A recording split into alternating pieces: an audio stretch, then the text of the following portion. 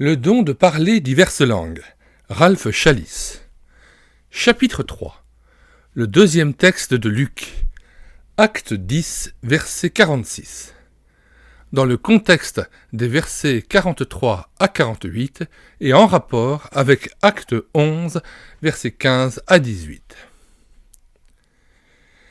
Tous les prophètes rendent de lui le témoignage que quiconque croit en lui reçoit par son nom le pardon des péchés. Comme Pierre prononçait encore ces mots, le Saint-Esprit descendit sur tous ceux qui écoutaient la parole. Tous les fidèles circoncis qui étaient venus avec Pierre furent étonnés de ce que le don du Saint-Esprit était aussi répandu sur les païens, grecs, les nations. Car ils les entendaient parler en langue entre guillemets, le sens normal du grec, parler plusieurs langues, et glorifier Dieu. Alors Pierre dit, peut-on refuser l'eau du baptême à ceux qui ont reçu le Saint-Esprit aussi bien que nous? Et il ordonna qu'ils fussent baptisés au nom du Seigneur. Il est indéniable que les chapitres 2 et 10 des Actes décrivent deux occasions absolument uniques dans la création de l'Église. D'abord, au chapitre 2, le royaume de Dieu s'ouvre aux Juifs et ensuite, dans ce chapitre 10, il s'ouvre aux nations, aux païens entre guillemets. Il est normal que Dieu atteste la naissance de l'Église chez les non-juifs de la même manière que chez les juifs, pour démontrer qu'il considère que le salut des nations a autant d'importance que celui de son ancien peuple choisi. Dans l'Église, aux yeux de Dieu, tous les hommes de foi ont la même valeur. Acte 10 est la signature de Dieu sur sa nouvelle alliance faite avec les non-juifs. C'est pourquoi le Saint-Esprit a marqué ce deuxième événement par une expérience semblable à la première. Pierre compare l'expérience des païens chez Corneille à celle des premiers chrétiens juifs à Jérusalem. Il dit « Ils ont reçu le Saint-Esprit comme nous ». Acte 10, verset 47. Le Saint-Esprit descendit sur eux comme, grec, osper, qui signifie de la même manière que, précisément comme sur nous au commencement. Acte 11, verset 15. Dieu leur a accordé le même don qu'à nous. Acte 11, verset 17. Aux yeux de Pierre, le phénomène qui s'est manifesté à Césarée dans Acte 10 est identique à celui qu'avaient connu les apôtres à la Pentecôte dans Acte 2. C'est une vérité que la conjonction grecque « osper », de la même manière que, fait ressortir clairement. Pierre est très surpris d'entendre ces langues. La raison serait-elle que le phénomène n'avait jamais réapparu après la première effusion de l'Esprit dans Acte 2 ? Nous ne savons pas, mais c'est possible. Dans ce cas, la signification du phénomène dans Acte 10 est tout de suite revêtue d'une nouvelle lumière. Dieu voulait convaincre Pierre et ses amis, ainsi que Corneille et les nouveaux chrétiens non-juifs, que l'action du Saint-Esprit chez les païens n'était en rien inférieure ou différente de celle qu'il avait apportée aux Juifs. De toute manière, cet événement était une occasion unique. C'était l'ouverture de la porte du royaume de Dieu à toutes les nations. Si les langues miraculeuses avaient été l'expérience courante de tous ceux qui se convertissaient, pourquoi Pierre était-il surpris ? Il était, certes, surpris de voir que Dieu accordait son esprit à des hommes qui n'étaient pas juifs. Mais son étonnement ne s'explique pas uniquement par ce fait, car Pierre avait été présent au moment où les Samaritains, qui n'étaient pas juifs non plus, avaient reçu l'esprit. Or, dans le cas des Samaritains, acte 8, il n'est fait aucune mention de langue. La surprise de Pierre à Césarée, acte 10, était certainement due d'une part au fait que Corneille et les Romains qui l'accompagnaient avaient reçu l'Esprit, d'autre part au fait qu'ils avaient parlé miraculeusement en d'autres langues que les leurs. N'était-ce pas là une indication que le « parler en langue » entre guillemets, n'était pas nécessairement lié, dans la pensée de Pierre, à la réception de l'Esprit? D'ailleurs, si le « parler en langue » entre guillemets était pour lui l'accompagnement normal de la réception de l'Esprit, pourquoi dit-il « comme sur nous au commencement » et non « comme sur nous chaque fois » ou « comme sur tous ceux qui reçoivent le salut et l'Esprit » ? Ce texte révèle que le parler en langue à Césarée était pour Pierre et ses équipiers tout à fait inattendu. D'ailleurs, nous devons reconnaître que l'occasion était en fait d'une importance incomparable et unique.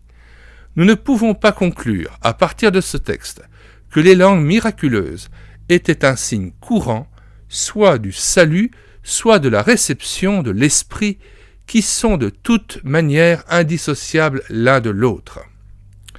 Voir le miracle de l'Esprit, chapitres 6, 7 et 8. Il est possible, certes, qu'il y ait eu d'autres cas de langue miraculeuse entre la naissance de l'Église en l'an 30 et la conversion de Corneille plusieurs années plus tard. Mais le texte de Luc ne nous en souffle mot. Nous n'avons pas le droit de faire dire à la parole de Dieu ce qu'elle ne dit pas. Il est tout à fait probable que les paroles de Pierre signifient que le phénomène ne s'était pas reproduit depuis le début de l'Église. Nous ne pouvons que respecter le silence du texte et le sens des paroles de l'apôtre Pierre à cette occasion. La raison des langues miraculeuses à Césarée. Cité en partie du miracle de l'Esprit, pages 273 à 274. À Césarée, Corneille avait invité ses parents et ses amis intimes. Ceux-ci, n'étant pas juifs, étaient sûrement à plusieurs nationalités, puisqu'il y avait énormément de va-et-vient dans l'Empire romain. Nous lisons également que Pierre, à son entrée chez Corneille, trouve beaucoup de personnes réunies pour l'écouter. Acte 10, versets 24 à 27. En tant que centenier romain, Corneille avait sous ses ordres des soldats et du personnel recrutés dans beaucoup de pays différents. À cette époque, l'armée romaine était multiraciale, comprenant des Gaulois, des Ibériques, des Berbères, des Italiens, des Égyptiens et bien d'autres encore. De plus, Césarée, capitale romaine de la Palestine, était une ville nécessairement cosmopolite. Que le Saint-Esprit ait choisi, comme à la Pentecôte dans Acte 2, de s'exprimer ce jour-là en langue, entre guillemets, paraît dans ces circonstances tout à fait compréhensible. En tout cas, et c'est l'important, nous savons qu'un grand nombre de gens présents chez Corneille furent convertis à la foi en Christ. Mais je m'imagine très bien que certains se sont convertis en écoutant une exhortation surnaturellement livrée dans leur langue maternelle, qui était obscure pour le reste de l'auditoire parce qu'elle était inconnue, exactement comme dans Acte 2. Pourquoi pas ? Tout ce que fait le Saint-Esprit est lumineux et justifié. Un autre point mérite notre attention. Il n'est pas dit dans le texte du chapitre 10 des Actes que tous ceux qui se sont convertis chez Corneille aient parlé en langue, entre guillemets.